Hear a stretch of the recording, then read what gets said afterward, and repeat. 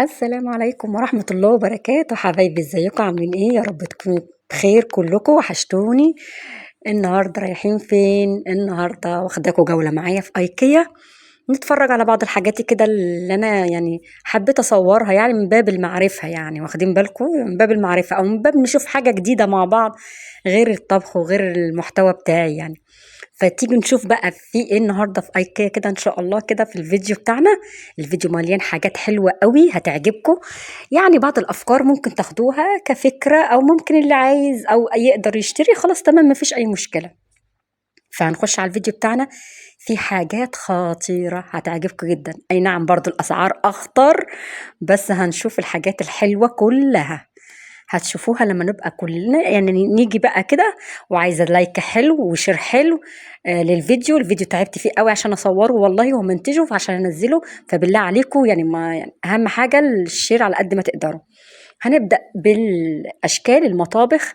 انا مصوره المطابخ كديزاين او كحاجه حد يستفاد منها ان هو يصمم مطبخ. هم بصراحه في ايكيا احلى حاجه عندهم انهم بيستغلوا المساحات، مثلا المساحه ما بتبقاش مستغلين المساحه، كل حاجه جنب بعضها، ما بتبقاش حاجات تحسوا ان فيها كركبه او ممكن تأذي، لا، تلاقوا الحكايه بصوا ماشيه كده بالتسلسل كده جميل. فبتعجبني جدا الحاجات دي لما ببقى موجودة وبصور، فبتعجبني النظام نفسه بيبقى حلو، مريح مريح عموما. زي ما انتوا شايفين كده تصميم المطبخ رائع، حلو قوي، حلو حلو حلو جدا. شايفين البوتاجاز قد ايه بسيط، 4 عيون بسيط، احنا نجيب 5 عيون والعين الخامسة نبقى حاطين عليها بتاع ده فويل او حاجة ما بنستخدمهاش. بصوا هنا عادي لو جبنا النظام ده، نظام مش وحش، نظام حلو قوي ومش بيكلفنا. ده بصوا بوتاجاز فكرني ببوتاجازات زمان البيضة لو تفتكروها. بصوا الديزاين نفسه او التصميم نفسه حلو، مستغلين المساحة. بصوا مثلا في الركن كده عاملين ايه، في ترابيزة في المطبخ، في كراسي ان ممكن تقعدي مثلا تعملي الاكل بتاعك مش عارفة ايه. فعموما التصميم حلو، دي ترابيزة من المكان نفسه في المطبخ نفسه، هم حاطين كرسيين كده وعاملين النظام ده. نظام حلو كفكرة، ممكن كعرايس مثلا أو واحدة عروسة تاخدها تصممها، حتى لو صممتها بره تاخد بس شكل الديزاين نفسه أو التصميم نفسه وتعمله بره، هيبقى حلو جدا. ممكن عادي تروحي بالشكل ده مثلا عند أي حد وتقولي أنا عايزة مثلا النظام ده، فيعمل لها المطبخ ده بالشكل ده. دي مطابخ من المطابخ الحديثة الموجودة حاليا، شكلها جميل قوي. يلا نصلي بينا على النبي، اللهم صل وسلم وبارك على سيدنا محمد وعلى آله وصحبه أجمعين. ونبدأ بقى زي ما انتم شايفين كده، طبعا أنا بادئة من قبل كده بس نسينا، بس برضه افتكرنا شايفين الحوض ده شكله كده ايه، تحفة. ودي بقى ايه الأظرف كلها بتاعة المطابخ، شكلها بسيط، شكله متناسق مع بعضه. بصوا هنا المطبخ متناسق مع بعضه ازاي، وفي كل مطبخ لاحظت موضوع الترابيزة الصغيرة والكراسي اللي هي مريحة. تقعدي كده في المطبخ بتاعك تقضي مصلحتك وتعملي أكلك كده وانتي آخر انسجام تمام. دي بعض كده جزء كده من الستاير، ستاير جاهزة للي يحب مثلا يجيب ستاير جاهزة. فطبعا هي طبعا انتوا خدوا الفكرة، هو قماش، القماش موجود اكيد، بس هو القماش اللي عندهم ده حاجات بتبقى غاليه لان كل حاجات ايكيا جايه من بره معروفه مستورده.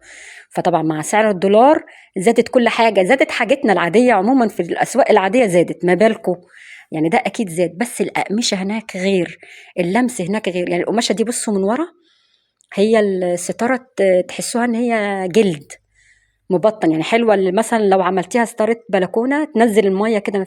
دي دفاية صغيرة كده لفرش السرير، أو أنت قاعدة مثلا تحبي تتغطي بيها. الستارة حلوة، البلكونة زي ما قلت لكم تزحلق المية مثلا لو في مطرة تزحلقها على طول. ستاير الجلد دي بتبقى جميلة. الستارة دي عاملة زي بصوا زي الكتان الناعم، أو تحسوها حلو كده، الخامة بتاعتها حلوة قوي، ناعمة وطرية. دي بعض الملايات السرير بتاعتهم، دي بعض الستاير برضو التانية. دي أشكال الديزاين بتاع الستاير كلها، الاشكال بتاعها بسيط. الستاير عندهم ما فيهاش اللي هو الزحمه الكتيره، لا الستاره بصوا بسيطه، ستارة عادي في الماسورة متعلقة وتلاقوها بسيطة.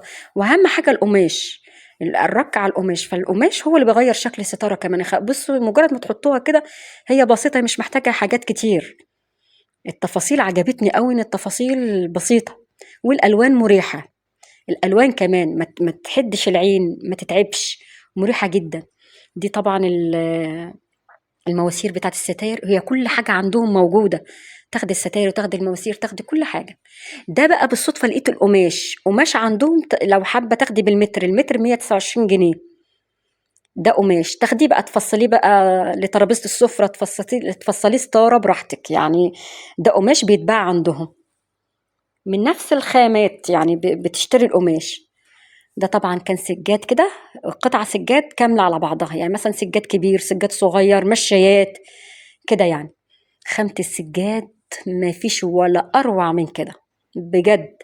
وأشكال وديزاين جديد ما شفتوش بره في السوق. بصوا الحاجات، حاجات بتاعتهم بجد حلوة حلوة حلوة حلوة، حلاوة ما فيش بعد كده. بصوا السجادة كانت عجباني قوي، أنا ماسكاها بإيدي كده أي نعم تمنها غالي، بس السجادة سجادة يعني. الديزاين بتاعها حلو وبسيطة وشكل مودرن جديد. دي حاجات كده زي مشايات، المشايات بتتحط على باب الشقة بتاع الشقة يعني، كده بتبقى خشنة شوية. دي بعض المشايات، دي بعض المشايات برضو العادية بتتحط في الطرقة أو حاجة زي كده. دي بعض المشايات. ودي سجادة برضو شفتها عجبتني يعني. بصراحة الملمس والتقفيل، يعني لا كلام، يعني ما فيش كلام بعد. ما فيش، أي نعم الأسعار بتبقى مولعة قوي، بس بصراحة يعني شغل عالي، شغل عالي جدا. هنا بقى النجف بكل أشكاله، عندهم النجف بكله. بصوا ديزاين، بصوا الشكل تحفة تحفة تحفة. قد ايه عجبني قوي شكل الابوجرات دي. بصوا شكلها عامل ازاي. دي كله نجف، ده كله نجف، سواء غرف، سواء صالون، سواء ريسبشن كده يعني، على حسب. بصوا اشكال النجف، اشكال تحفة خطيرة بجد، والله اشكال تحفة كلهم. البسيطة حتى النجفة البسيطة حلوة، ان هي بسيطة برضو. انا جايبت لكم كده الصورة كده من بعيد توريكم الاشكال كلها. هنا طبعا ده يعني ده بيتحط كده شكل ديكوري كده.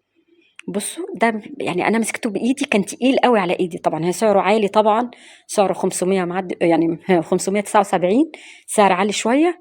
بس هو بتاخدوا العرايس كشكل كده، تحب تحطه مثلا على ترابيزه السفره، على ترابيزه الانتريه كده يعني. وطبعا هم مشهورين هناك بالزرع والحاجات دي، فده الكوليكشن بتاع الزرع كله.